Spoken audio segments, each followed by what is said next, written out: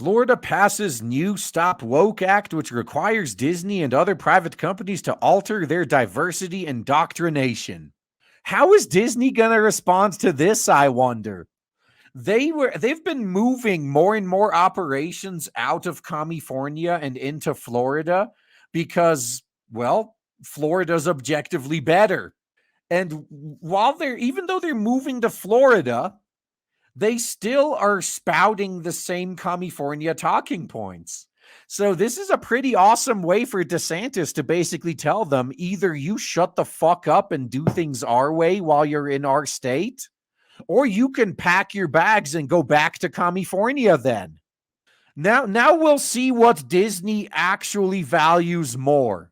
Do they value their ability to make money or their ability to virtue signal? Which one is more important? So this is fucking awesome. Following almost adversarial comments from Florida Governor Ron DeSantis related to the company's denouncement of the Parental Rights and Indoctrination Bill, colloquially called the Don't Say Gay. Yeah, that's how the media has been smearing it. The Florida legislature has passed a second bill entitled the Stop Woke Act, targeting Disney and other companies' diversity indoctrination programs. According to the Orlando Sentinel, House Republican sponsor of the bill, Brian Avila, specifically cited Disney's Reimagine Tomorrow program as one target of the bill, saying he'd heard the program was indoctrinating about systemic racism. The act is designed to limit what companies and indoctrinators can say regarding racial issues, particularly racism. In particular, it bans any school or corporation from teaching that an individual's moral character or status as either privileged or oppressed is necessarily determined by his or her race, color, sex, or national origin. So basically, actual anti-racism. Disney bills Reimagine Tomorrow as our way of amplifying underrepresented voices and untold stories, as well as championing the importance of accurate representation in media and entertainment, because we are all greater than a single story and we all deserve to feel seen, heard, and understood. You keep saying that all the way to all the way to your bankruptcy there, Disney. Go ahead. That's the beauty of capitalism.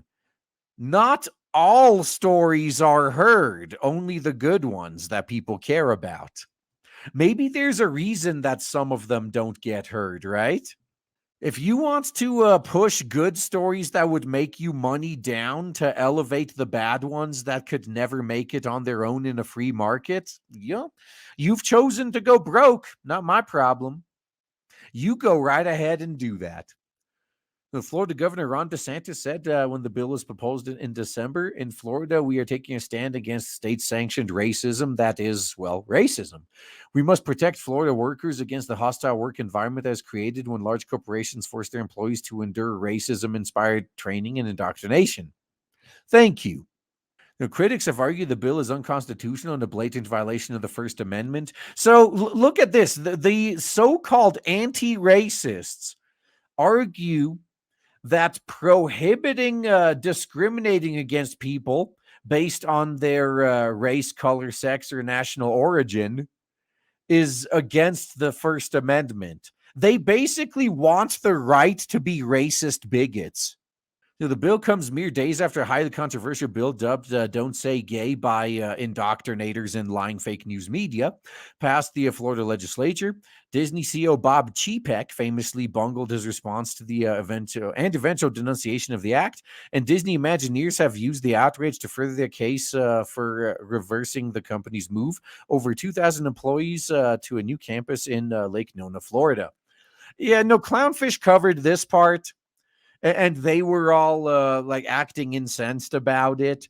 Like, oh, none of these people actually care about these alphabet soup issues. They just don't want to move, and they're using it as an excuse.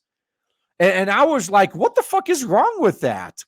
Like, dude, when the coof was in full swing the past 2 years, I used the fuck out of that excuse to avoid traveling when I didn't want to. Yeah, my boss tried to pull some surprises on me. It's like, hey, RG, yeah, we're going to need you to travel here. It's like, I don't know, man. I don't really feel safe traveling with all this coof going on. You sure we can't do this remote? And it's like, yeah, I can fully sympathize with these employees. They're basically being told, hey, if you want to keep your job, you literally have to move all the way to the other side of the country. Now, personally, I don't know why they'd prefer to stay in Commiefornia when they have the option to move to an objectively better state. But whatever their personal reasons are, I can sympathize with not wanting to move. If I was in their position, I'd be milking every single fucking thing I have available to me, too. I don't fault them for that.